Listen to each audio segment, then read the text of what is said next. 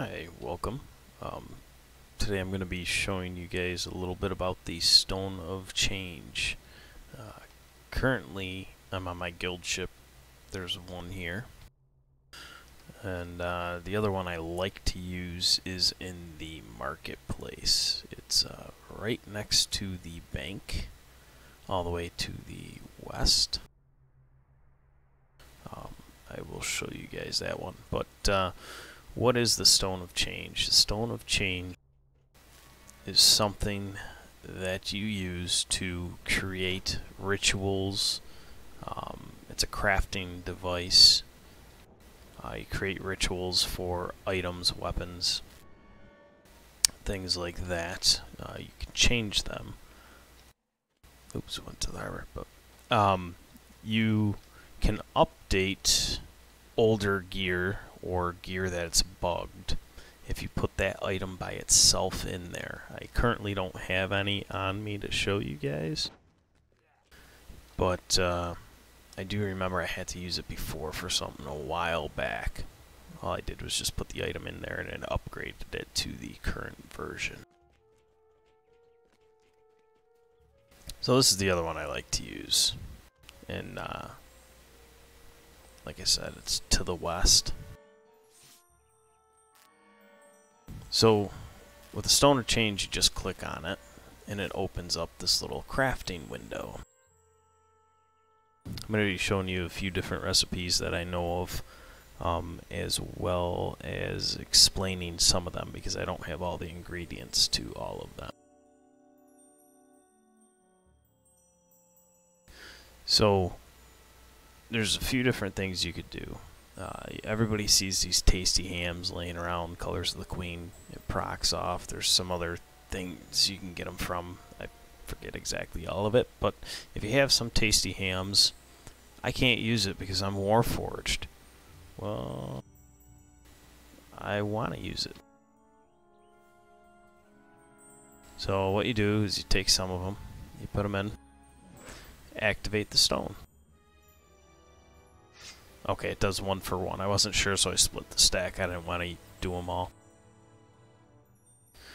So what that gave me is oil.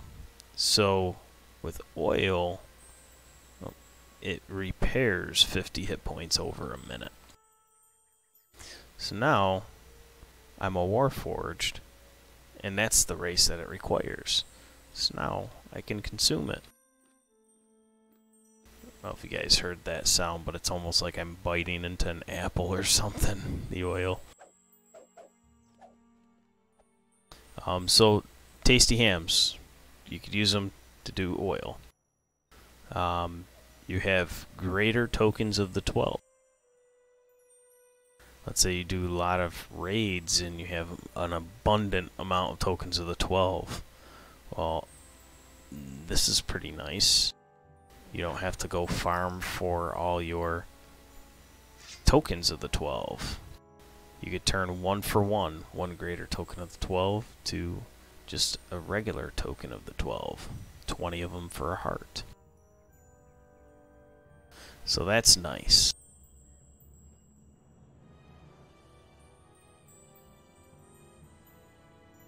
I'm just going to move some things around here. Another thing.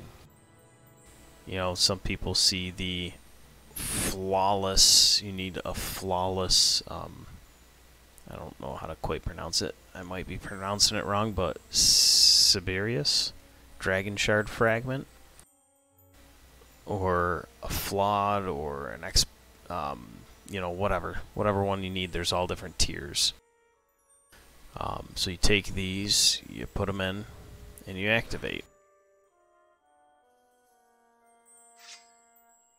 So 1,000 of just the standard gives me 10 flawed. 10 flawed. Well, I have to clear it out because you can't have them both in there. Will give me 1 imperfect. Now what these upgraded ones are used for that I'm upgrading here, The only thing that comes to mind right now, I don't know if there's multiple things, but the only thing that I know of is if you go talk to Fred, that's in House J, he can, with that and some plat, you can respec a feat. So that's the only thing that the upgraded versions I know work for, off the top of my head.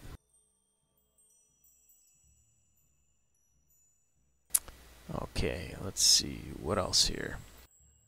We have these Kyber Dragon Shard fragments.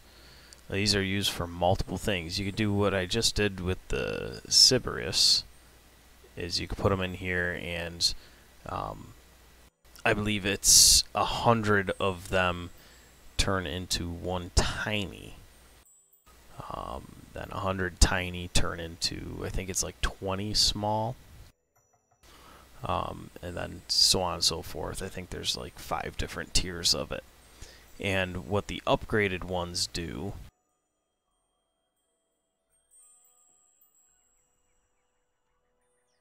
is I don't want to use many of them right now. Sometimes this bugs out. You drop it directly over it, and so you got to just close out, reopen it.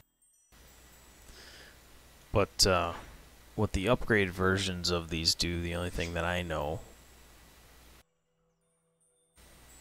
is use them for the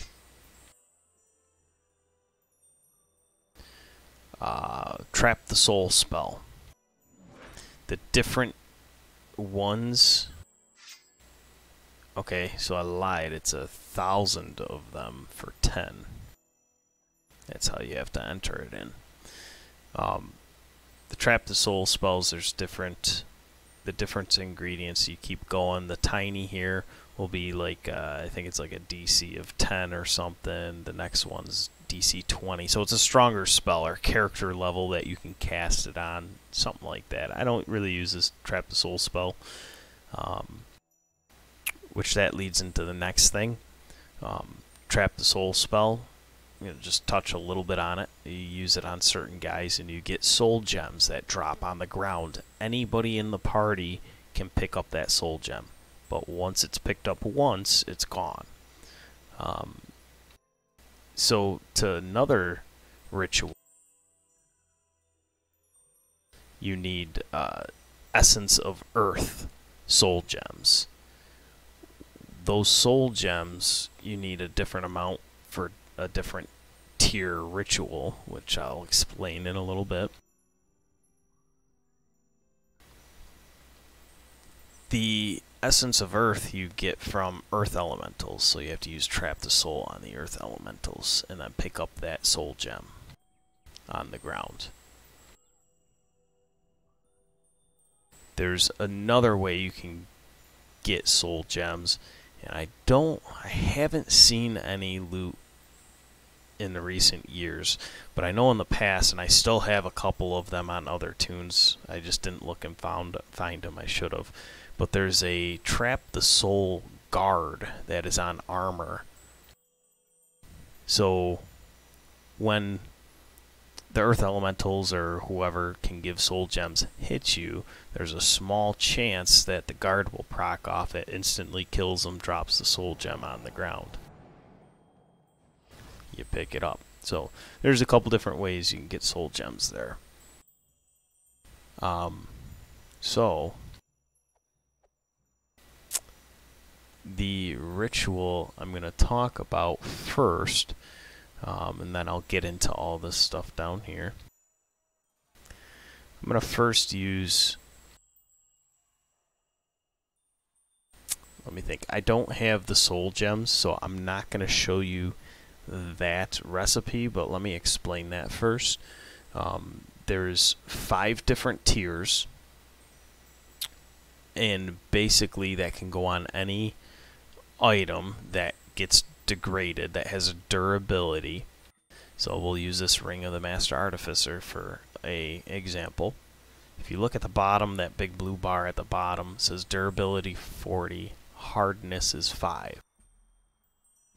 So if I use the first ritual on it, the first ritual only gives +5 hardness. All the other ones don't give hardness.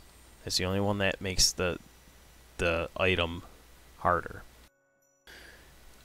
Then tier 1 through tier 5, so every single one will add additional durability. So ritual 1 gives 5 hardness, 10 durability. Ritual 2 gives only 5 durability. 3 gives 5 durability. All the way through 5 gives 5 durability. So if you did every single one of those 5 rituals on this item, I would have a total of, 10, 20, 30 durability. So I would have 70 durability on this ring, and I would have 10 hardness, and that would be the max. But you have to do the ritual 1 first before you could do 2, before you could do 3. You have to do them in order. And the higher the ritual, the more ingredients it takes. It requires, the very first ritual requires 10 adamantine ore and 10 soul gems, essence of the earth. The next tier is 15 of the ore, 20 soul gems.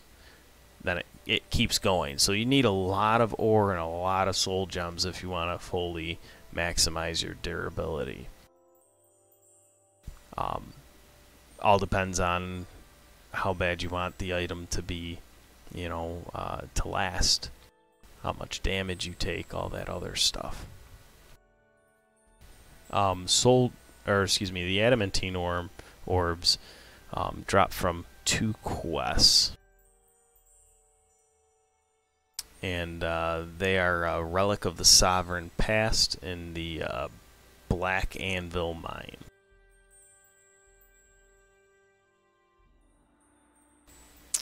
Okay, so that is the soul gems and the ore. Now the next thing is there's 5 different rituals that will give you different bonuses. And I have the ingredients, some of the ingredients right here. So this is for the armor ritual, which will give you 1 alchemical bonus to AC.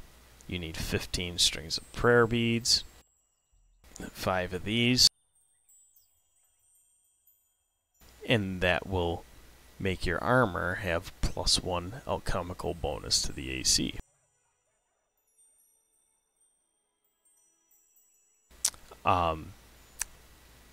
So let me show you.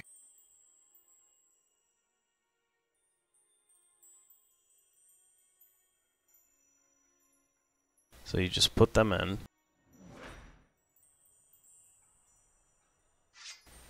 Failure, but it failed.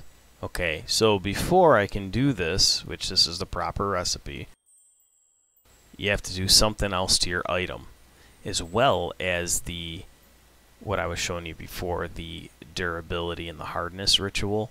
You have to do something else to that item first. You can do it on bound to character, you can do it on bound to account, you can do it on unbound. Right here, you can do it on this. So what you have to do is put your item in and put your Kyber Dragon Shard fragments in and activate it. I have 9,000, so it used 400. So now take a look at the item. It says bound to attuned. So now that it's bound, if you read that, I can perform other eldritch rituals upon this item. So now I'm able to go ahead and put it in with my other 2 ingredients here. And activate it.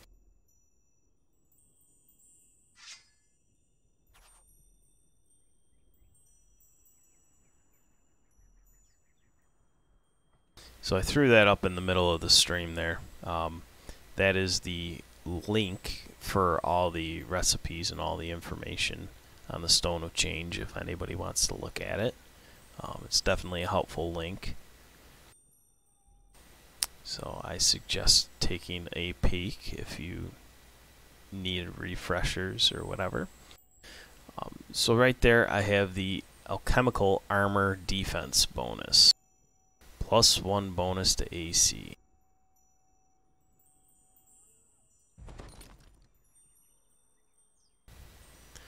Alright, look at that.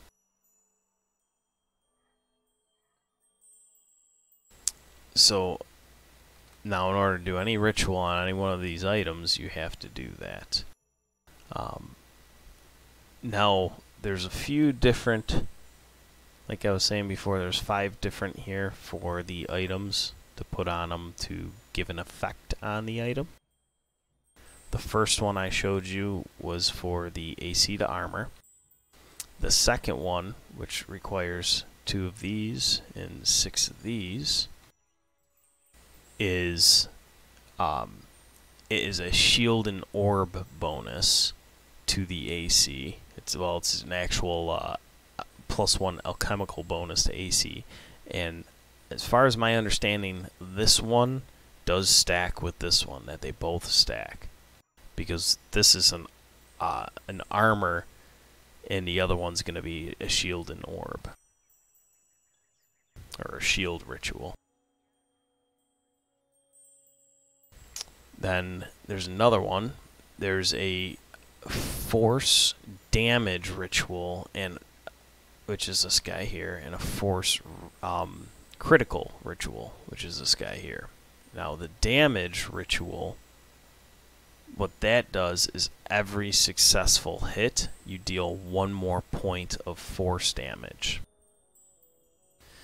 Now this one here, the crit, every time you crit, you deal 1d4 points of force damage on a successful critical hit. So if you're critting, and that one goes on a weapon, both of these two go on weapons. So for the hit, 1 point of force per hit. If you're not getting crits all the time, the 1 more point of force per hit is probably better than the crit recipe. Even in my opinion, even if you are critting all the time, I mean, you'd have to crit an awful lot for that one to be more beneficial than the other. Because when you crit, it's a 1d4. So you could potentially only crit and do 1 point of force damage. So unless you're critting all the time, then I would say stick with the 1 point per hit. And like I said, both of these 2 rituals, the hit and the crit hit, are both only on weapons. Now the last one here, you put on jewelry, so you'd put it on your goggles, necklace, rings, bracers, or trinket. And it takes 4 of these guys and 22 of these, and that one gives 1 competence, boy, I can't speak, bonus to saves. So I'll be 1 to all 3 of your saves. So that one's a nice one. These lightning split Sorrowwood, I don't know why, but I don't know what level they come from, but I barely have any of them. I think I only have 6 in total. So I will not be showing you guys that ritual. I won't show you the shield one, but it's the same thing as the docent, how I put that in. I am going to do the Elite Spider Cult Mask. With this ritual, the cosmetics, anything in your headgear or your armor cosmetic, they count towards the armor ritual, so the one I just did here, which I did not get ingredients out for that. So let me run real quick here and get some more.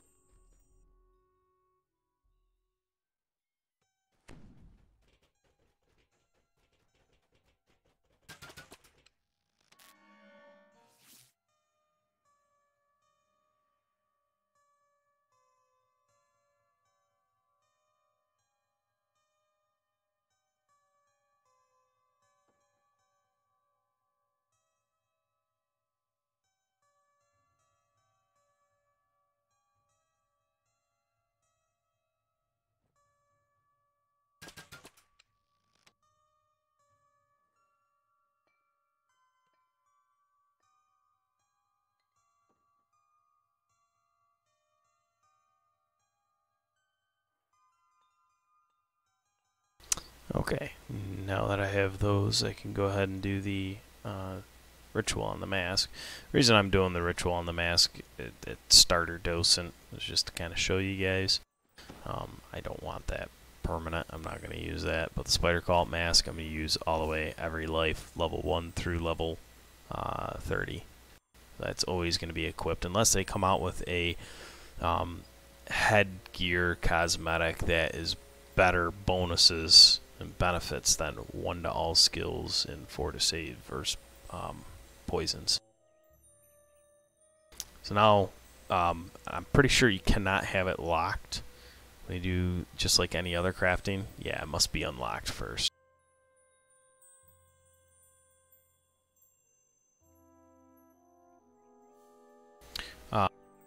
And if I were going to do the wrong ritual on it, this is what would happen. It's going to come up with failure.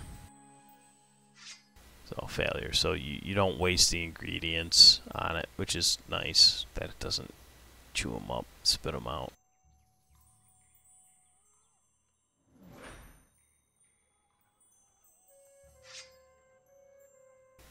So as you remember, which I forgot, you have to put those on it. You have to make it so you can bind. There you go. See, it's on the bottom. So let's try this one more time, the wrong ritual, since I can now craft on it.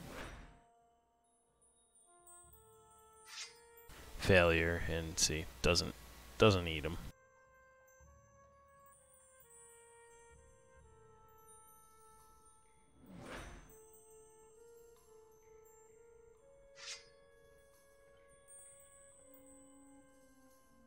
There you go, armor defense. Oh, I'm at 25 AC. It shouldn't go up any because I have the body on and does not. So now I'm going to take the body off. Should stay at 25, and it does. Goes down to 24, so it goes to show you that the ritual, the same ritual on multiple items, does not stack just like any other thing in DDO.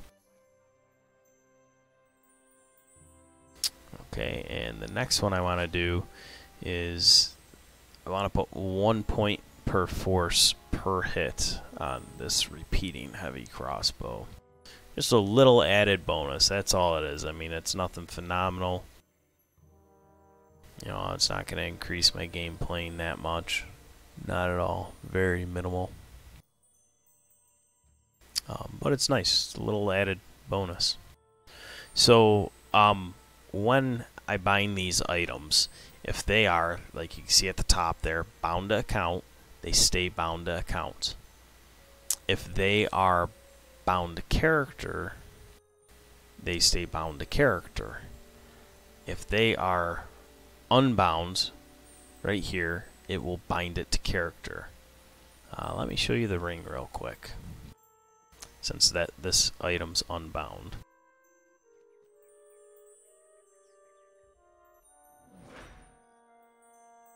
So you should see bound to character.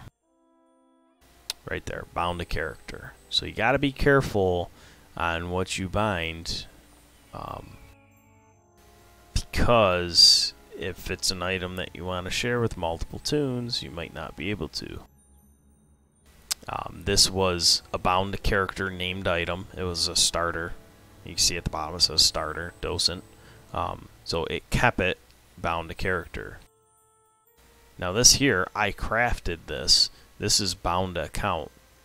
So now it's going to stay bound to account.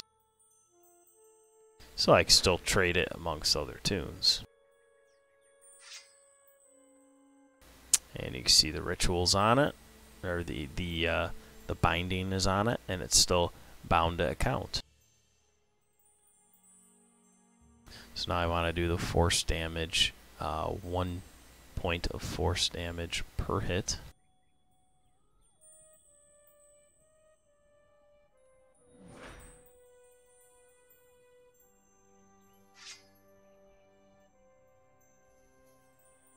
So there you go, force damage at the top, still bound to account.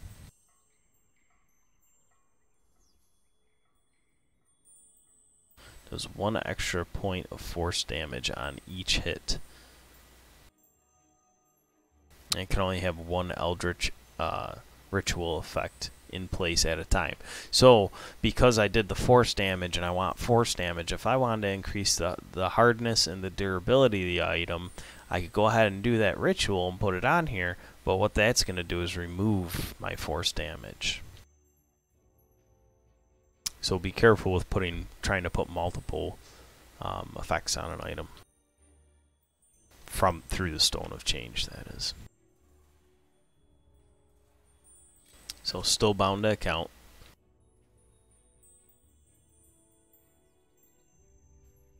Let's see, what else is there? I feel like I'm forgetting something here.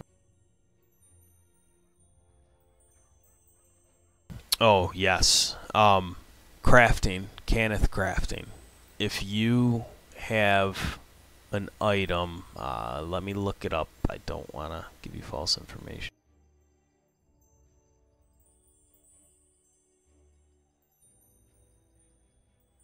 Give me just a second. Okay, so the whole big update 32 Caneth crafting upgrade. So if you have a crafted Caneth item before update 32 and you were to put it in here and do rituals on it, you got to be extra careful, because when you log out and log back in, it could change the minimum level of the item. It can increase it all the way to minimum level 20. For instance, I'm not going to do it, but I'm going to show you guys something. I know this tune has it because it's my secondary tune. I have some old crafted stuff. Let's see here. Let's wait for it to load.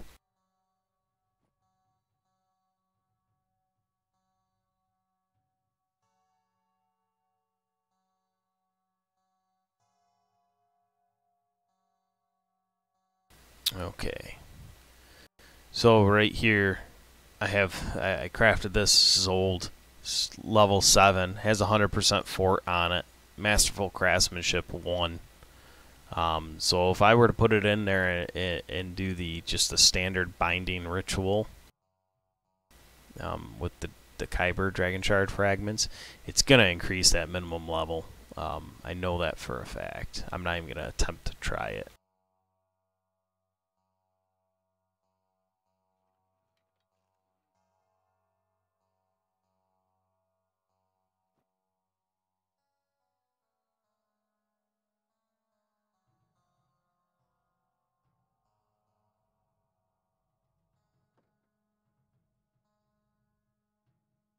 Okay, so if I were to guess, if I were to put a good guess on it, if I were to throw this item in there and do the binding ritual and the Stone of Change, I would like to guess that this minimum level 7 item's gonna jump all the way up to level 17. Because right now, as it stands, Caneth crafting, if you craft fortification on an item at level 17 is 101 fortification. Level 16 is 97. So 100% is higher than the 97, so I would assume that it would bump it up to level 17. I'm not going to attempt it because I love this item. This is new crafting.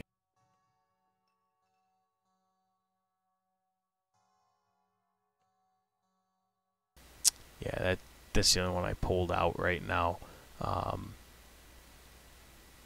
Yeah. Like right here, light fortification 25, masterful craftsmanship. I have the master's gift on it, level 1. I wouldn't try that either. So yeah, pretty much you have old school Cannith crafting, and if it's an item that's dear to you, I wouldn't even attempt to put it in the Stone of Change, because you do not want to bump that minimum level up. And so that pretty much sums up everything that I know how to do on the Stone of Change. I think that's pretty much most everything that Wiki says. If you have any questions, comments, please comment. If I said something wrong, did something wrong, or just anything, just please let me know. Alright, thank you for watching. Later.